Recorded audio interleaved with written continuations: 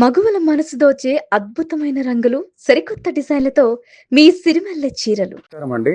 నా పేరు శివ చౌహాన్, మంగ్లీ గారి బ్రదర్ని. గత 30 రోజులుగా ఏదైతే మా పైన ఆరోపణలు వస్తున్నాయో దాని గురించి మాట్లాడడానికి వచ్చిన ఈరోజు.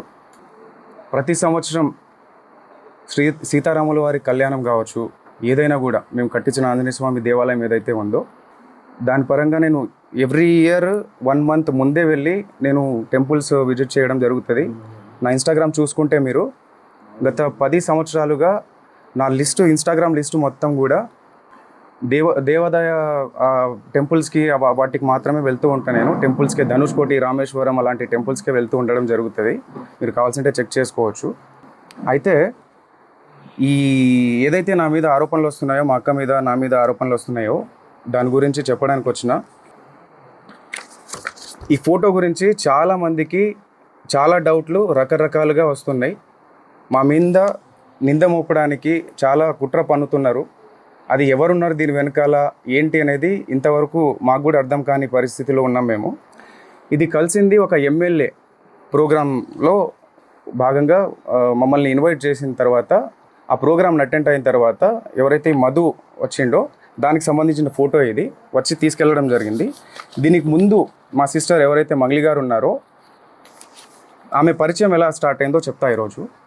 ఆమె ఏప్రిల్ ఎండింగ్లో ఒక తబలారస ఒక పబ్ ఏదైతే ఒక పబ్ ఉందో ఆ పబ్లో ప్రోగ్రామ్ చేస్తుండగా ఈ హేమాకాంత్ రెడ్డి సంబంధించిన వాళ్ళు ఎవరైతే మధు రామావత్ అండ్ మన అభిషేక్ అనే పర్సన్స్ ఒక ఇద్దరు వాళ్ళతో పాటు ఉన్న వాళ్ళిద్దరూ వచ్చి అక్కడిని అప్రోచ్ అవ్వడం జరిగింది. సో ఏదైతే తీజ్ ఫెస్టివల్ కోసం అని చెప్పేసి అప్రోచ్ అయ్యారు మాకు. నేను ఆ ప్రోగ్రామ్కి అటెండ్ అవ్వలేదు, మా అక్కకు మాత్రమే అప్రోచ్ అయ్యారు వీళ్ళు. సో తీజ్ ఫెస్టివల్ కోసం అని చెప్పేసి వాళ్ళు రావడంతో మా అక్కని అడగడంతో నా నంబర్ ఇవ్వడం జరిగింది ఆమె. మా బ్రదర్ ఏదైనా కూడా మా బ్రదరే హ్యాండిల్ చేస్తాడు, మా బ్రదరే దీని గురించి మొత్తం మాట్లాడతాడు, ప్రోగ్రామ్స్ గురించి మొత్తం మా బ్రదర్కి కాంటాక్ట్ అవ్వండి అన్న విషయంలో నా నంబర్ ఇవ్వడం జరిగింది. నెక్స్ట్ 1-2 డేస్ తర్వాత కాల్ చేసి, అన్న ఇది పరిస్థితి, అక్క దగ్గర నంబర్ తీసుకున్నామని చెప్పేసి వీళ్ళు నన్ను కాల్ చేసి ఇట్లా అడిగారు. తీజ్ ఫెస్టివల్ ఉందన్న, మంత్స్ ఉంది కదా, దానికి ఇంకా టైం ఉంది, ఆ టైం తర్వాత అప్పుడు చూద్దాంలేండి, కొన్ని ఇంపార్టెంట్ కాల్స్ వస్తుంటాయి, మీటింగ్స్ ఉంటాయి, సో వాటికి వెళ్ళాల్సి వస్తుంది అని చెప్పేసి నేను చెప్పడం జరిగింది.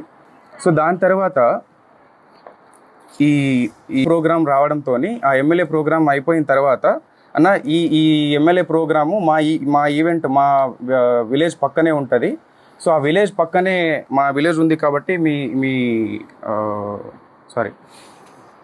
ఏదైతే ఆ ప్రోగ్రామ్ తర్వాత ఈయన వచ్చి మా దగ్గరకు వచ్చి, మా విలేజ్ పక్కనే ఉంటుందన్న, వచ్చి మా దగ్గర భోంచేసి వెళ్ళండి ప్లీజ్, దయచేసి రావాల్సిందిగా కోరుతున్నామని చెప్పేసి, అక్క అంటే మాకు చాలా అభిమానము, ఇష్టము, మా విలేజ్కి వస్తే బాగుంటుందని చెప్పేసి సో పిలిచి మమ్మల్ని ఇన్వైట్ చేసి వెళ్ళడం జరిగింది. ఎందుకు వెళ్ళామంటే ఆ టైంలో చాలా ఓవర్ టైం అయిపోయింది, 12 o'clock అయిపోయింది. ఆ 12 o'clock తర్వాత ఈయన వచ్చి నేను డిన్నర్ అరేంజ్ చేసిన రండి అని చెప్పేసి పిలవడంతో, మా కమ్యూనిటీ కదా అని చెప్పేసి ఆ ఉద్దేశంతో ప్రోగ్రామ్స్ ఉన్నాయని చెప్పి మమ్మల్ని పిలవడంతో మేము వెళ్ళడం జరిగింది.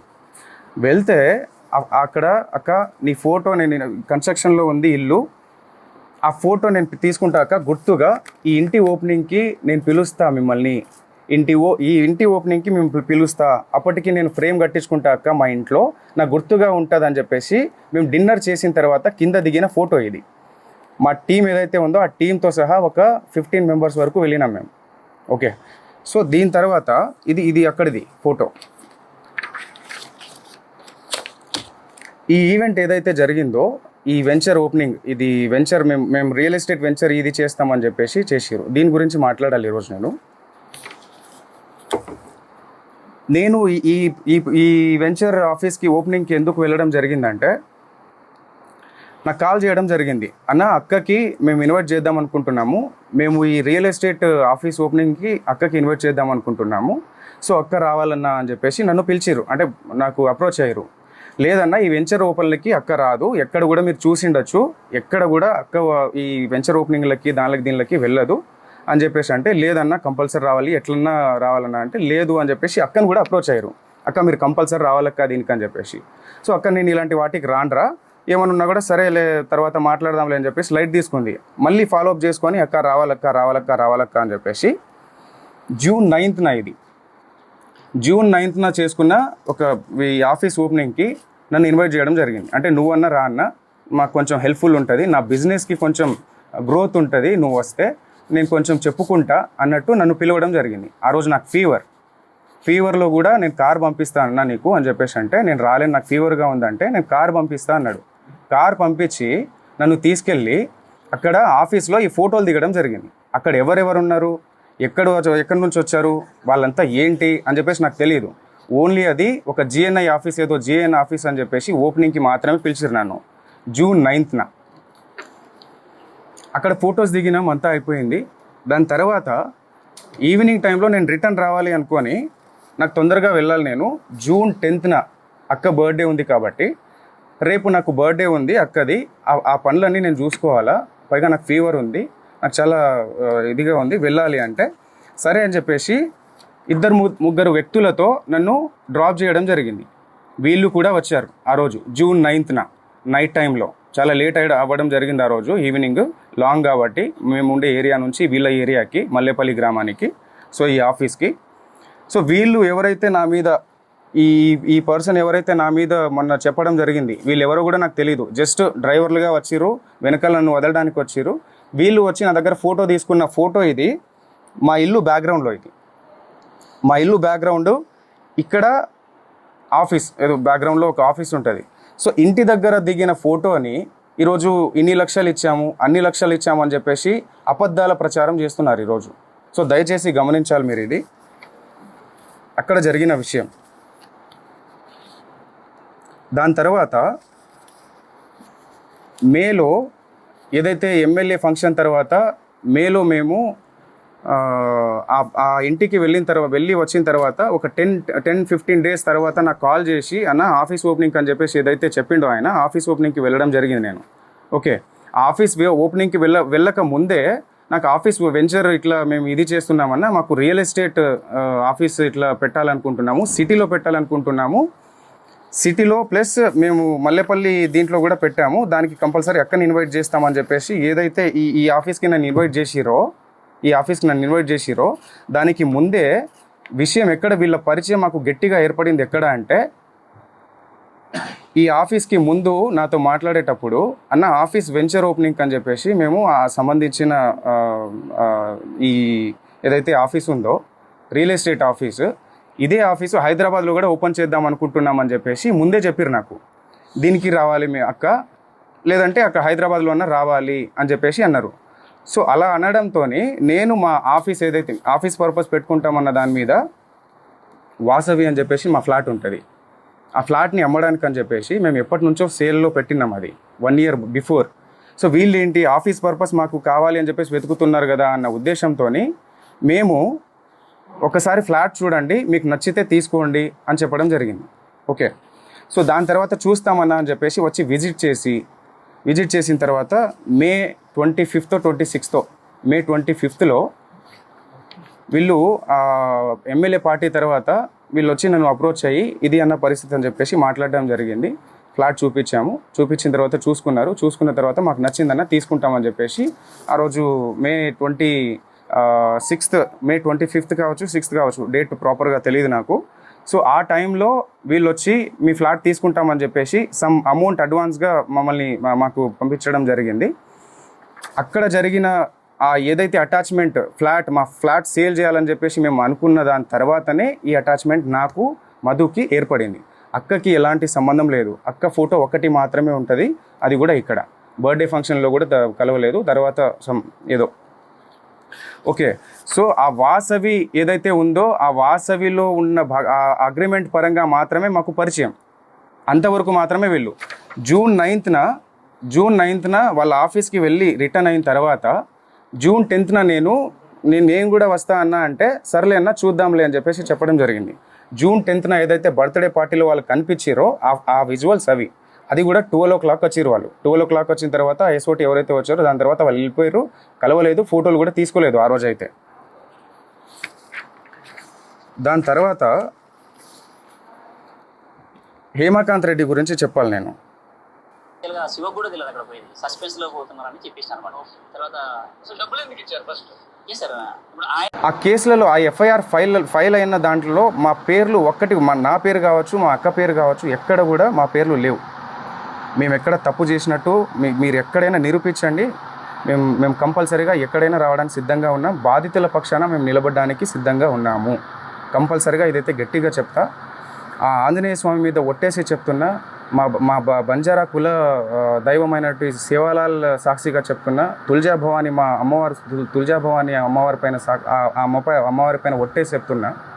మాకు ఈ మైక్రో ఫైనాన్స్ స్కామ్కి ఎటువంటి సంబంధం లేదు. దయచేసి గమనించగలరని చెప్పేసి కోరుకుంటున్నా.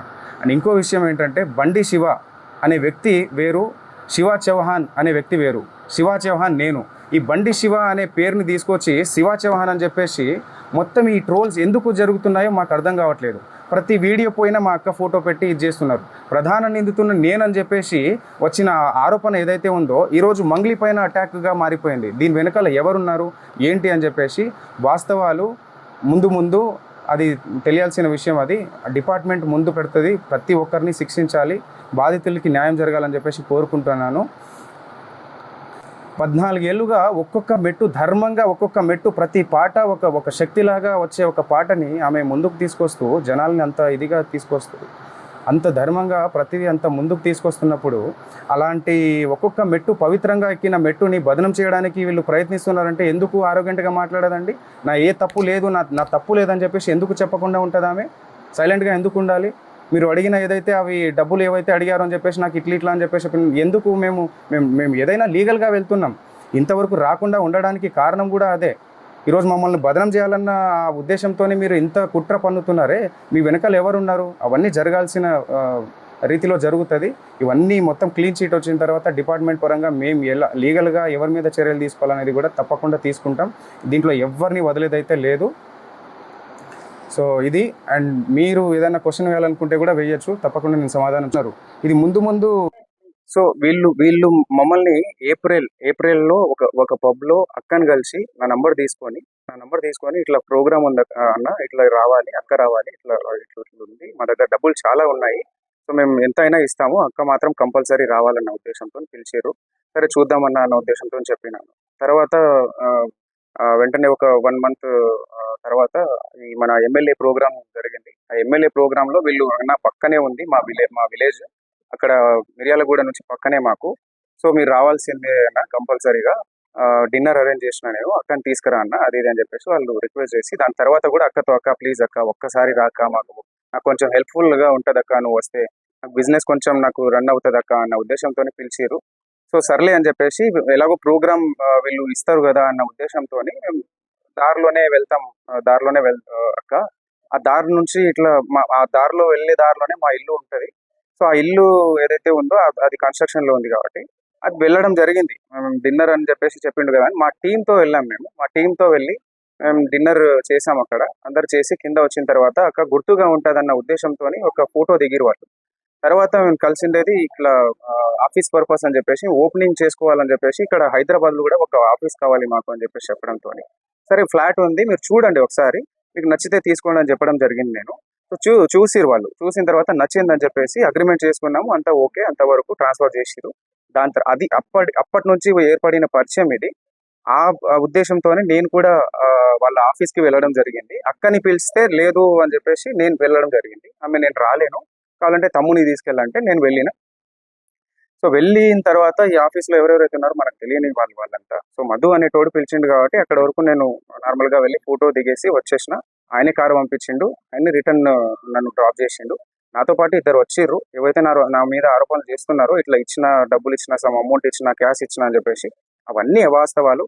ఏమైనా ఉంటే బయట పెట్టండి, తప్పకుండా నేను దానికి ఎక్స్ప్లెనేషన్ ఇస్తాను. డిపార్ట్మెంట్ ఉంది, చట్టాలు ఉన్నాయి, తప్పకుండా దానికి ఒక ప్రాసెస్ అనేది ఉంటుంది. ఆ ప్రాసెస్లో అనేది వెళ్దామని చెప్పేసి మేము లీగల్గా వెళ్ళాలని ఇంతవరకు ముందుకు రాలేదు. సో దయచేసి మీరు గమనించగలరని చెప్పేసి అనుకుంటున్నాను. దాని తర్వాత ఏదైతే ఫ్లాట్ సేల్కి అని చెప్పేసి వచ్చిన తర్వాత జస్ట్ 2-3 మంత్స్ మాత్రమే వీళ్ళు మన దగ్గర ఉండడం జరిగింది. ఆ 2-3 మంత్స్లో కావాల్సిన ఆ ప్రూఫ్స్ అన్నీ మన దగ్గర ఉన్నాయి. రెంట్ ఉంటా అని చెప్పేసి ఆ కీస్ ఏదైతే ఉందో, రెంట్ ఉంటాం, కావాలంటే రెంట్ డబ్బులు ఇస్తానక్క, కొన్ని మీటింగ్స్ పర్పస్ అని చెప్పేసి మాకు ఉంటుంది, మీటింగ్స్ ఉన్నాయి. ఆ మీటింగ్స్ కొంతమంది వస్తూ ఉంటారు. సో నాకు కీస్ కావాలని చెప్పేసి కీస్ తీసుకోవడం జరిగింది. రెంట్ కూడా ఆయన నాకు రెంట్ పే చేస్తాను అని చెప్పేసి కూడా చెప్పడం జరిగింది. దానికి సంబంధించి అన్ని మాకు ప్రూఫ్స్ ఉన్నాయి.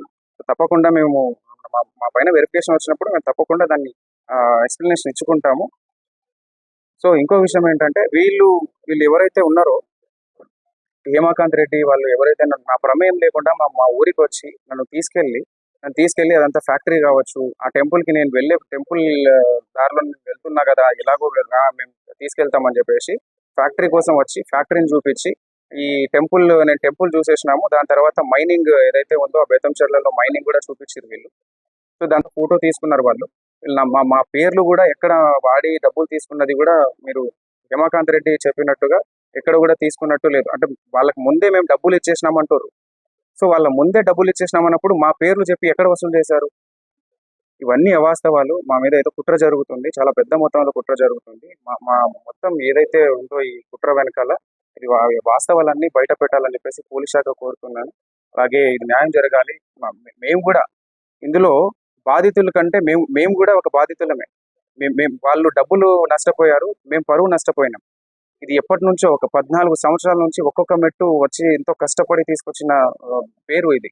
ఆ పేరుని బదనం చేయాలని చెప్పేసి ఈ రోజు ఆరోగ్యంట్ గా మాట్లాడుకుంటే తప్పు చేయనప్పుడు ధర్మంగా నీతి నిజాయితీగా ఉన్నప్పుడు ఎందుకు ఆరోగ్యంట్ గా మాట్లాడదు? నా తప్పు ఏది లేదండి అని చెప్పినా కూడా ఆయన సుబ్బారావు అడ్వకేట్ అనే వ్యక్తి ఇలాగా ముందుకెళ్ళి మీడియాలో ప్రచారం చేయడం ఎంతవరకు కరెక్ట్? ఇది ఎంతవరకు కరెక్ట్? ఆమె బదనం చేస్తున్నప్పుడే కదా ఇదంతా ఆమె చెయ్యకండి, ఇదంతా తప్పు, ఇది కావాలంటే వెరిఫికేషన్ చేసుకోండి, మీరు పోలీస్ శాఖలు ఉన్నాయి, చట్టం ఉంది, మీరు అడ్వకేటే కదా, మీరు వెళ్ళి విచారించుకోండి, విచారించుకున్న తర్వాత మీరు మీడియాలోకి వెళ్ళండి అని చెప్పినా కూడా లేదు, అది నువ్వు ఫోటోలు ఉన్నాయి, మీ తమ్ముడు ఉన్నాడు ఇక్కడ అని చెప్పేసి చెప్పడం ఎంతవరకు కరెక్ట్? పోలీస్ శాఖ మొత్తం డిపార్ట్మెంట్ కావచ్చు, ఇంకోరు విచారణ చేయకముందే ఇన్ని ఆరోపణలు మా పైన కుట్ర పన్నినట్టు కాదా? ఇదంతా మా వెనకాల కుట్ర చేస్తున్నట్టు కాదా? మీకు అనిపించట్లేదు? ఒక్కసారి ఆలోచించాల్సిందిగా కోరుతున్నాం. అవన్నీ అవాస్తవాలు. ఏవైనా కూడా ముందు పెట్టమని చెప్పండి. కేవలం ఫోటోలు చూపించి ఒక సెలబ్రిటీ స్థాయిలో ఉన్న వాళ్ళు చాలా మందితో దిగుతారు, కూడా వందల మందితో దిగుతారు. ఆ ఫోటోలు తీసుకొచ్చి ఇవి చేయడం ఎంతవరకు కరెక్ట్? ఒక్క ఆధారం కూడా ఈ 100 ఎఫ్ఐఆర్లు అయిన దాంట్లో ఒక్క పేరు కూడా మా పేరు లేదు, ఒక్క కేసులో కూడా మా పేరు లేదు. ఈ రోజు సుబ్బారావు అడ్వకేట్ అనే వ్యక్తి ఏ కేసు లేకుండా, ఏ ఆధారాలు లేకుండా కేవలం ఆరోగ్యంట్ గా మాట్లాడింది, కేవలం నన్ను ఇబ్బంది పెట్టింది, నన్ను ఇట్లా మాట్లాడింది, ఆమె ఇలా మాట్లాడింది, ఆమె వ్యక్తిత్వం కరెక్ట్ కాదు అని చెప్పడానికి ఆయన ఎవరు? ఆయన ఏదైనా లీగల్ గా వెళ్ళాలి, కానీ ఒక అడ్వకేట్ లీగల్ గా వెళ్ళాలి, చట్టం ద్వారా వెళ్ళాలి. ఏదైనా కోర్టులు ఉన్నాయి, పోలీస్ శాఖలు ఉన్నాయి, వ్యవస్థలు ఉన్నాయి. ఎందుకు ఇవన్నీ ఈ ప్రాసెస్ లో మీడియాలో ఇప్పటికీ స్టిల్ ఈ రోజు కూడా ఆయన వెళ్ళి మీడియాలో ప్రచారం చేయడం జరుగుతుంది. సో ఇవన్నీ మా మీద కుట్ర జరుగుతున్న ప్రాసెస్ అది. సో ఇది జనాలు గుర్తించాల్సిందిగా కోరుతున్నాము. దయచేసి మీడియా మిత్రులు కూడా నేను చెప్పడం ఒకటే, అందరికీ మీరే వాస్తవాలు మీరే బయట పెట్టాలి. సో ఇది కంపల్సరీగా ఇది అయిపోయిన తర్వాత, క్లీన్ షీట్ వచ్చిన తర్వాత, మా తప్పు ఏది లేదు అని చెప్పేసి తెలిసిన తర్వాత దీని మీద తప్పకుండా యాక్షన్ తీసుకుంటాం. ఎవరెవరైతే మా పేరుని నష్టం కలిగించారో తప్పకుండా మేము దానిపైన చర్యలు తీసుకుంటాం.